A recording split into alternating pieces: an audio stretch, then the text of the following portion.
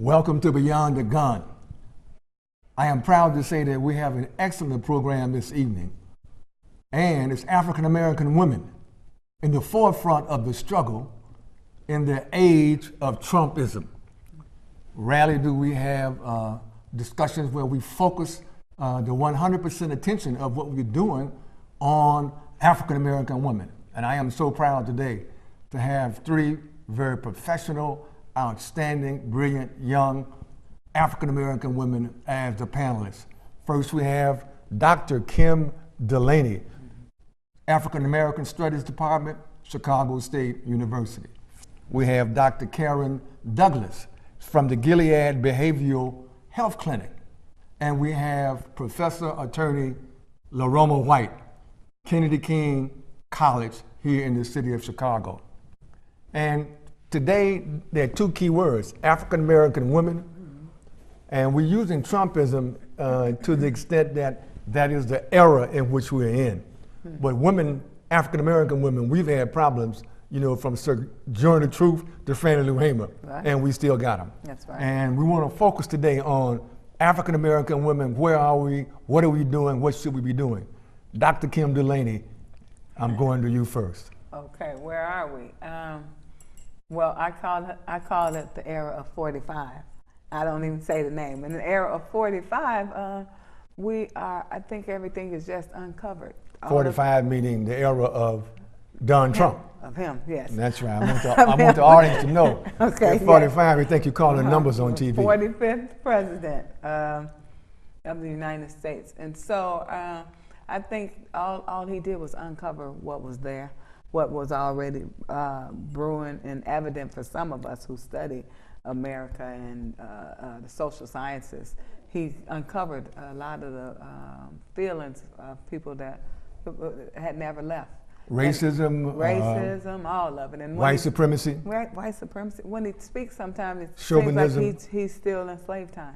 And sexism, and because we're going to talk about that, and we're going to talk about the problem that women have. We had problems under Obama, and certainly under George W. and George the one before him. Yeah. But at the end of the day, we are going into a new era, and these are times unlike others. Just blatant. Dr. Douglas, what do you think about Trump? We're talking a little bit about what's your reaction to him, how does it affect African American women, what should we be saying and doing? I think, as Dr. Delaney said, that he has really just been open and honest and kind of said things that people wanted to say for a very long time. Like what are some of the things? The racism, the blatant acts against women, the sexism, just his whole view of the disabled, those that are underprivileged. He has just openly said what many people have felt for many, many years. Yeah, I think a lot of women, even before, I think, that he took the oath, he had made some horrible comments about touching women and grabbing them and using some very profane terms, and that upset a lot of women, and not just African American women. But you're right. What are some of the things that have really concerned you in terms of the sexism and in terms of the racism that he has promulgated? I think for Donald Trump, the things that he has just blatantly said about women, making some of the vulgar terms that he's used to describe women, those are the things that women today should not have to deal with, but having a leader, the ultimate leader, to be able to say these things and then have no remorse about it, he's really opened the doors for other people, white supremacists, people that are about segregation and racism, to be able to openly say what they want to say without any repercussions. Because if the ultimate leader is doing it, why can't they? Attorney White, I mean, you have been in this business a long time. You are not just a professor of criminal justice over at Kennedy King College, but you've handled sex discrimination cases for a number of years. You've been involved in that type of litigation. What's your feeling about in the era of Donald Trump, and let's say racism and sexism? What are your views? Well, Donald Trump has made his views clear. He's very open about it. He doesn't care what anybody thinks. He is only presenting a more intense obstacle than we've had to bear anyway, as a people and definitely as women. So, So what have we had to bear? I mean, and then we have a lot of young women and young men watching out there, and so we got to be a little case specific with them. okay. What have you, as an African American woman, and your experiences before and after? What have you had to bear, and what are you still bearing because of your race and sex? Well, first and foremost, racism. It's, I came along during the 60s, and at that time, I still didn't want to believe it was real, but it was real, and it smacks you in the face, and it's disappointing, and it's hurting. And unless you are very strong and very determined, you won't get beyond just focusing on the problem. But I do think one thing that Donald Trump has done, he has put forth a strong force that says, we're going to survive this, and we're going to get beyond this. Who's no we? matter the African American women, African American people. And you think that African American women post Donald Trump or before Donald Trump have become sensitized to the point that they're willing to organize around the sexism and the racism that they're hearing, particularly in the context of white supremacy and all of that? I think absolutely they are. I think that they have been, that they always have been, even in the 60s. You know, black women have always been in the forefront of the movement. The movement didn't go away because Donald Trump got in office. The movement is just going in a direction to deal with the current problems that exist under Donald Trump. The racism, the sexism, the chauvinism, all of it. Dr. Delaney, what are you teaching African American women in the university setting in which you work about their dilemma, not just in the era of Trump, as African American women? What is it that you are putting into their minds that they should or should not be doing, and where they should or should not be going? Well, I don't particularly say what they should and should not be doing, but what I do, what undergirds my perspective is that Donald Trump, I have an appreciation for Donald Trump, actually, because I like truth. So I like that Donald Trump just boldly said, he's just that ignorant to just boldly say what he feels and what he thinks. I appreciate that about him, so that other people who thought it was gone or who have been tiptoeing can see boldly what we're dealing with. So for me, I don't teach, I teach a black women's class, Africa and the diaspora, but I don't teach kind of what we should be doing for 45. I teach basically about American structures, because that's what he represents. American what? Structures. All right, structures what is that? in this. Different systems in this, like the system of racism that exists here, and that never left. It's bold and empowered, and it still exists. Sexism, right? And so for me, he doesn't offend me. He doesn't surprise me, because as you said, he was honest. He doesn't offend me. You know what offended me more was that people elected him. I was offended by that. The next day after that, I was offended because it said to me, it was a bold, in-your-face statement about where this country is and what these people think of me as a woman, think of me as a black person, as an African American. It said what this country feels about me. That's what that election of him said. He doesn't surprise me. I think he has. I've read some things that he has psychological problems. He doesn't surprise me at all. But what more surprises me is the people who are going along with him, that there could be a majority. You are in the area of behavioral science. Yes. And you deal with people who have, and first of all, you're a psychologist. And you deal with people who have psychological problems, and you deal with subtle discrimination and not so subtle, and you deal with people in the public domain. I mean, what's your feeling today when we look at him and we look at what he's projecting?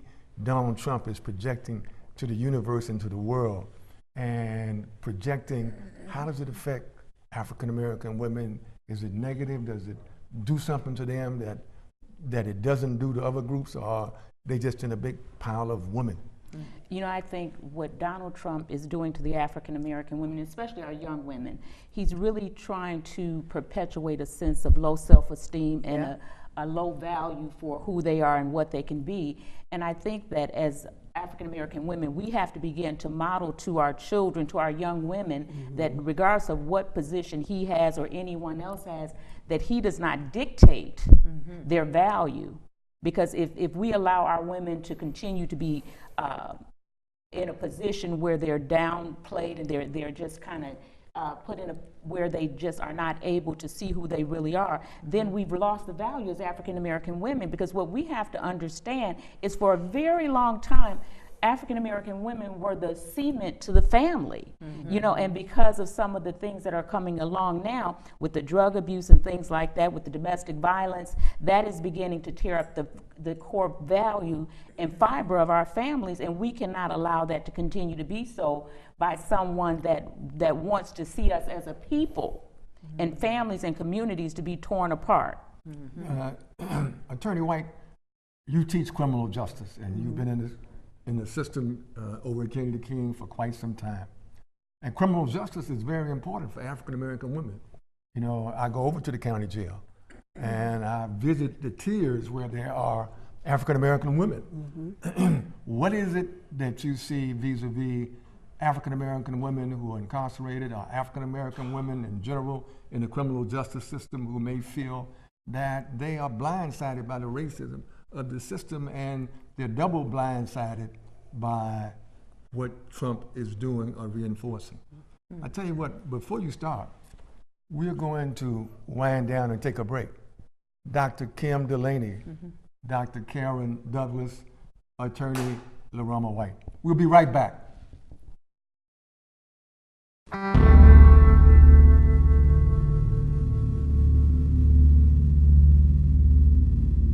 My name is James Jenkins, and this is my story, along with the stories of some of the kids in my town.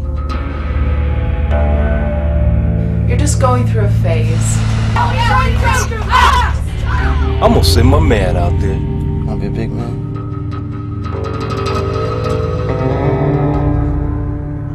All right, little man. If you wanna ride, you gotta ride.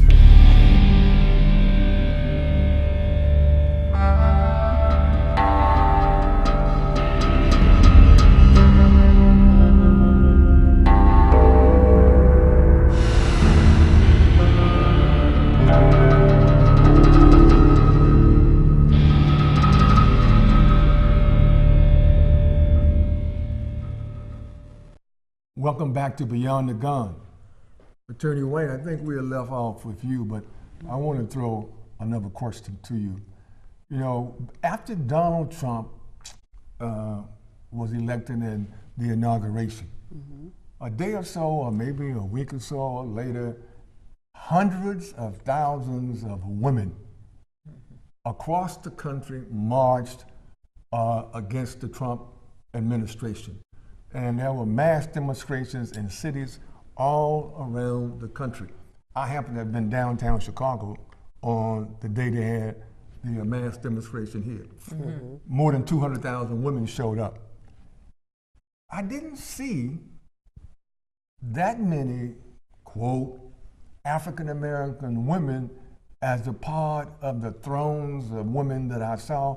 I watched it across the country.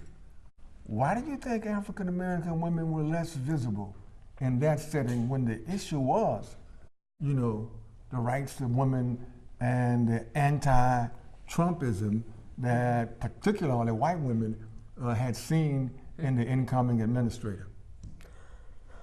Well, I believe that African American women immediately after the election felt sad, hopeless, didn't know how they were going to handle this, how they were going to progress beyond that point.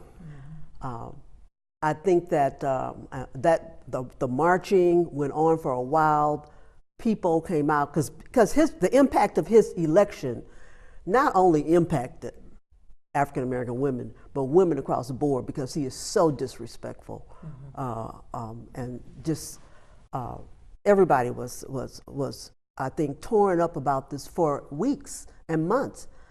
I think that finally groups especially African American women, decided that they would have to come together and try to figure out how to organize to combat this period of time that we're going to go through, this 4 years coming up of Trumpism. Well, you know, Dr. Delaney, you are a resident African American specialist. Let me add on to that. And what do you think about that? Because then I'm going to lead into what's the agenda. But right now, why were we in the background? I can tell you why African American I women. wasn't there, and why a lot of women I know weren't there, and what I believe it's because it was nonsensical to me. It doesn't make sense for me to go protest with people who elected them. What, you had a bad, was you drunk or something yesterday? You elected them yesterday, then today I'm going to go out and march with you about him? Well, I guess a lot of those women who were marching would say they didn't vote for him. That's why they went in the well, streets. then that's a problem too. If the people didn't vote, listen, he won. He won. So people put him in. And the research shows that a lot of women voted for him. So I'm thinking women, particularly, to be honest, when we look at groups, so white women who put him in, I would like the marchers to go and have conversation with them. And still now, today, go have conversation with them so he doesn't get back in. I think black women knew that they had did their job, they had did what they were supposed to do. And so I felt like, what's the purpose? Like, you all voted him in yesterday. He didn't win just by men. He won by a lot of women voting. So those conversations should have been had beforehand amongst white to white, just like black women were having with black women. And even if you didn't like Hillary Clinton, you knew for sure you didn't want a man who said grab him by the vagina. So we had those conversations. So I'm not going to march tomorrow. But do you really think that people thought that he was going to win? Even those that voted for him, do you think that they thought that he was really going to win? I know most people that I've spoken with, they didn't feel that he would win, even though he had a great deal of supporters. They really thought that Hillary Clinton would win. So Hillary Clinton thought she was going to win too. She thought she was going to win too. So when you say why march with those people that thought that voted for him, you know, I think that we have to be mindful that, and my perspective is that I think African American women are so used to things being done to them, and as Attorney White said, they have a feeling of hopelessness and helplessness, and it takes us some time to really be able to think about it and to regroup and figure out what we need to do as a community as we go forward. And I think that's why we were not a big part of the marches that were done immediately afterwards. Let me transitionalize into something, because we're running against a time factor. What's the agenda? I mean, what in the era of Trumpism, and the Trumpism is my term, in the era of Trump, what is the agenda? What should we be doing? Not just about Trump.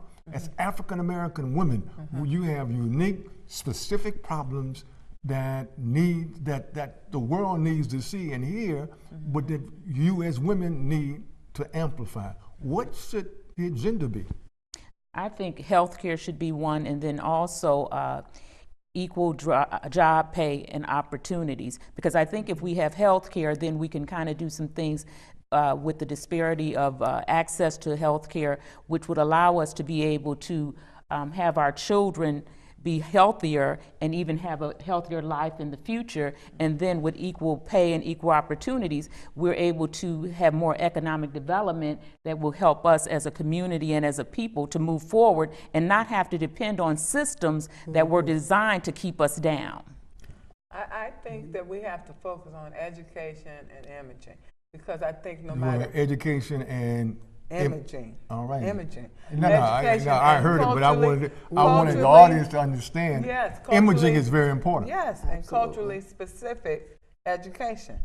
I think that's what we have to focus on, because if you get equal pay, but you don't know yourself and you don't know the reality of your existence, then you don't know how to navigate space. You're not going to have money for long, So whatever else, and you're not going to be healthy if you cuckoo, and if you don't feel good about yourself and know yourself, right? So I think we should focus on really all of those things, all of it. But I think that we have to have an intentional push for culturally specific education to help us to understand the reality of this. I like that. What An we intentional exist in. push for a and culturally then specific. imaging, because imaging matters. People, I said to my class the other night, it's a Black Images in Film class. Hitler used imaging to break down Everybody. people. What was it? Japan used imaging to build back up. Imaging matters. Imaging matters. So you can't call me a whore and talk about, just belittle me, and then have us just smile and dress up and look pretty through it. No, I have to deal with that.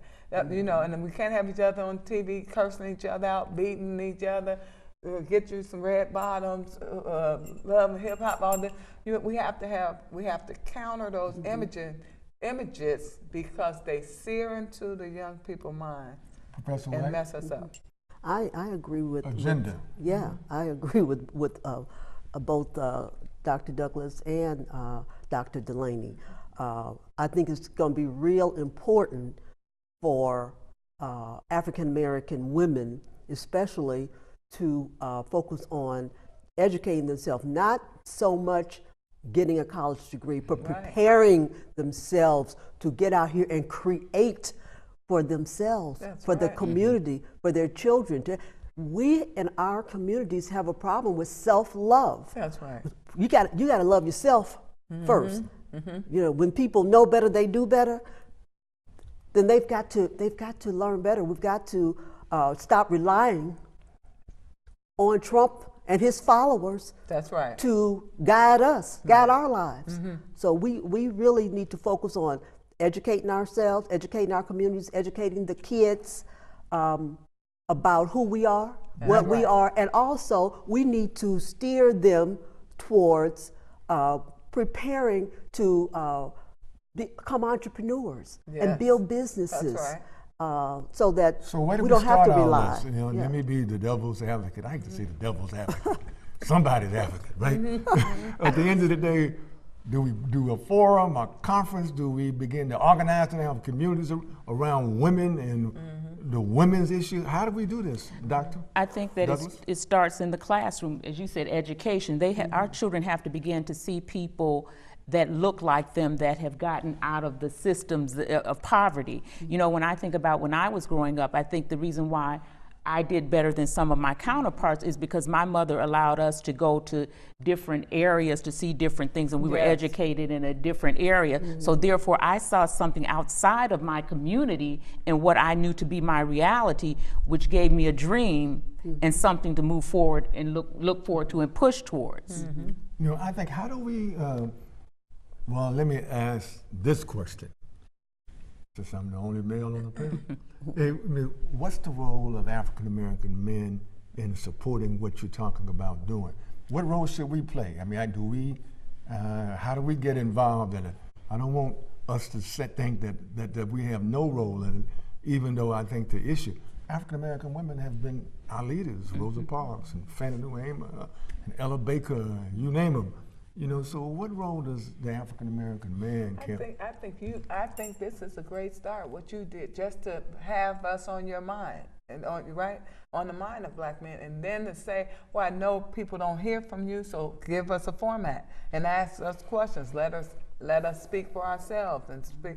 I say all the time that I am who I am. I have the boldness that I have because I've been loved well by men and women too. But men too.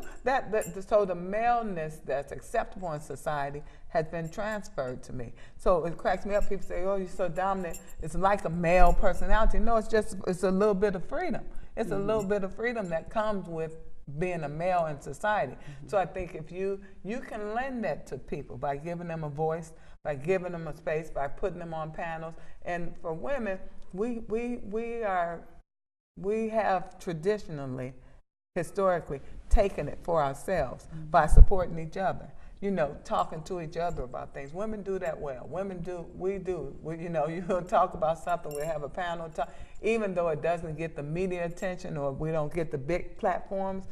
We have those small spaces where we girlfriend each other up and talk about issues and emotional support each other emotionally. And so I think if we get bigger platforms, if that was on TV more, if again the imaging, if you get to see me liking you and meeting you and liking you and helping each other and working together, then that destroys all this imaging of the cattiness. And how men can do that is men who have these platforms share them.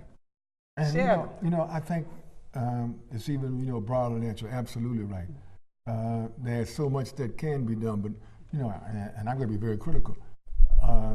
African American men, including myself, we all have residual phase backs of chauvinism. Yes. So I think we got to be very critical of it. I'm not going to sit up here and say that I don't have those symptoms. I'm sure my wife would say, "You're absolutely damn right you do." Right? But at the end of the day, we have to struggle, and part of us struggling is our female counterparts helping us through that. That's right. We got to learn as men, to accept criticism and to be critical of ourselves in relationship to the women, most of the women who take care of our households. Professor White, Attorney White. Yes. I mean, where are we in the academic arena? And you a lawyer, you in the courtroom with sex cases and sex discrimination. I mean, what should we be talking about? What should men be learning, and what should people be talking about? That's exactly what was on my mind.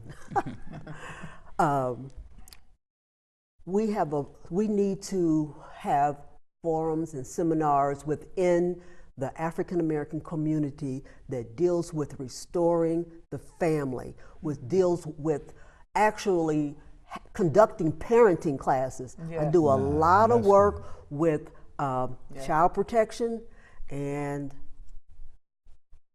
our young men don't know how to be men nor fathers. Our young women don't know how to be mothers. We have a big problem with drugs and alcohol and just crime, black on black crime. So all of that needs to be dealt with within our community. Not at the University of Chicago, not downtown on Michigan Avenue somewhere. It needs to be dealt with in Inglewood. It needs to be dealt with where our people are. Because we don't have our young people don't have the direction that they need. Now, I always emphasize to the young ladies that I have represented that becoming a mother doesn't mean that you know how to parent. Right. Giving birth does not make you a parent. Young men, I represent a lot of them too, and I always emphasize to them, making a baby doesn't make you a man. Right. Doesn't make you a father. Right. So we, as those who, and I'm not saying we're perfect, but if we know better, then we need to reach back and teach our young folk coming along. Dr. Douglas, we have to start the discussion, and I'm glad that we have come to this point.